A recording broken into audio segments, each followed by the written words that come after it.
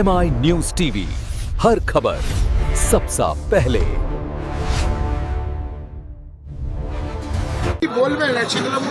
আজকে এমনি অমাবস্যা চলছে, বাড়িতে পুজো করে বেরিয়েছি। আর এখানে শীতলা মন্দিরে পুজো দিলাম, শিব মন্দিরে পুজো দিলাম, বালাজি মন্দিরে পুজো দিলাম, দিয়ে বেরোচ্ছি। 100%। তার জীবনের গুরুত্বপূর্ণ রাজনৈতিক বাঁক 1999 আপনারা জানেন, জোড়াপাতায় যখন দাঁড়িয়েছিলেন নির্দলে, মমতা বন্দ্যোপাধ্যায় শেষ মুহূর্তে সমর্থন দেন। সেটা আমার এই ওয়ার্ড থেকে। ফলে আজকে প্রায় 3 দশক ধরে এই অঞ্চলের মানুষের সঙ্গে যোগাযোগ, সামাজিক অনুষ্ঠান, ধর্মীয়, খেলাধুলা, রাজনৈতিক সমস্ত বা বাড়ির পারিবারিক অনুষ্ঠান সমস্ত কিছুতেই সুচিন্তা আছে। এটা একটা জেস্চার। ইলেকশনের আগে মানুষ চায় যে আমার প্রার্থী একবার আসুক আমার কাছে, সেটাই আশা। বাদবাকি তার সমর্থন, তার প্রতি ভালোবাসা আপনারা নিজেরাই উপলব্ধি করলেন। মানুষ যেভাবে এগিয়েছে তাকে সমর্থন করছেন, ফুল ছুঁড়ছেন, মালা দিচ্ছেন। এটা দীর্ঘদিনের তার ভালোবাসা, তার প্রতি ভরসারই প্রতীক। একদমই নির্বাচনের আগে দেখা যাচ্ছে যেরকম তৃণমূলে যেরকম লক্ষ্মী ভাণ্ডার এবং যুবসাথী রয়েছে, সেরকম বিজেপি থেকেও করা হয়েছে মাতৃশক্তি গ্যারান্টি এবং সাথে যুবশক্তি গ্যারান্টি, এরকম একটা করা হয়েছে। এটা কি এটা সিমিলার বলে মনে হচ্ছে? সিমিলার না, কপি পেস্ট করে। মমতা বন্দ্যোপাধ্যায় সমস্ত পরিকল্পনা আজকে সারা ভারতবর্ষের মানুষ কপি করছে, তার মধ্যে নরেন্দ্র মোদী অন্যতম নকলিবাজ লোক। আজকে আমাদের লক্ষ্মীর ভাণ্ডার দেখে ওনার বিভিন্ন স্টেটে করা, আজকে যুবসাথীও তাই করেছেন, আজকে স্বাস্থ্যসাথী কার্ড দেখে আয়ুষ্মান ভারত করা, বা বিভিন্ন জায়গা মমতা বন্দ্যোপাধ্যায় যে কৃষক বন্ধু প্রকল্প, তার থেকে কিষাণ নিধি করা। তো কপি পেস্ট উনি করেন, এটা ভালো। কারণ একটা মানুষ যদি আইডল হয়, সেই হিসাবে মমতা বন্দ্যোপাধ্যায় নরেন্দ্র মোদীর আইডল, এটা দেখে ভালো লাগছে। কিন্তু ওদের এই বার্তাতে মানুষ বিশ্বাস করছে না। দিল্লিতে 8ই মার্চ নরেন্দ্র মোদী বলেছিলেন আন্তর্জাতিক নারী দিবসের আগে সবার 2,500 টাকা করে ঢুকবে। 1 বছর হয়ে গেছে, টাকা ঢোকেনি। বিহারে 10,000 টাকা ইলেকশনের আগে দিয়েছে, এখন তাদেরকে চিঠি পাঠিয়ে বলছে টাকা রিটার্ন করুন। এই তো অবস্থা। ফলে তারা কার্ড যতই দিক, ওটা ছবি তোলার জন্য। এবং আপনারা দেখবেন ওদের কার্ড যারা নিচ্ছে তাদেরও অ্যাকাউন্ট খুঁজে দেখবেন, লক্ষ্মীর ভাণ্ডার তাদের অ্যাকাউন্টে ঢুকছে, যুবসাথী তাদের ঘরেও ঢুকছে। অর্থাৎ ভোটটা তারাই কার্ড নিলেও আমাদেরই দেবে।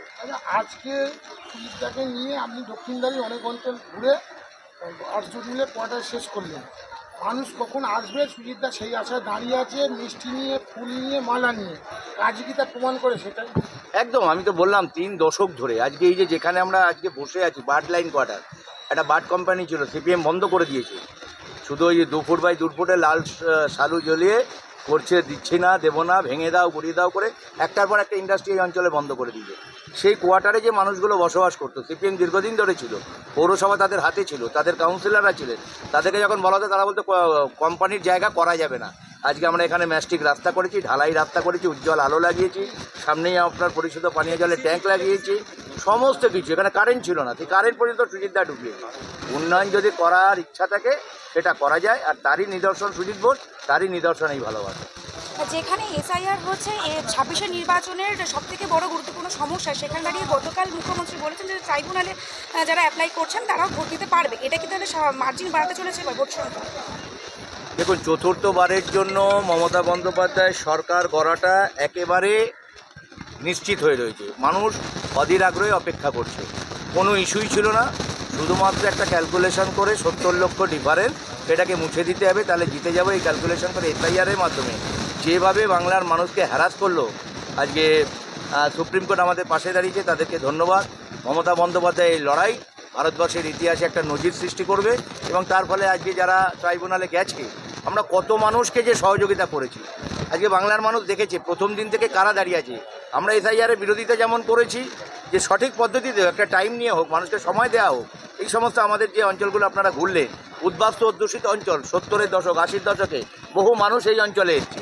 আজকে সেই সমস্ত বয়স্ক মানুষগুলোকে যদি আপনি বার্থ সার্টিফিকেট চান, তাদের কাছে যদি অন্যান্য সার্টিফিকেট চান, কোথা থেকে পাবে তারা?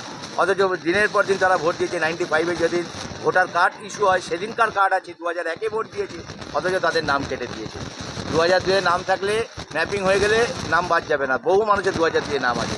পাসপোর্ট থাকলে নাম থাকবে, বহু মানুষের পাসপোর্ট আছে, বাদ হয়ে গেছে।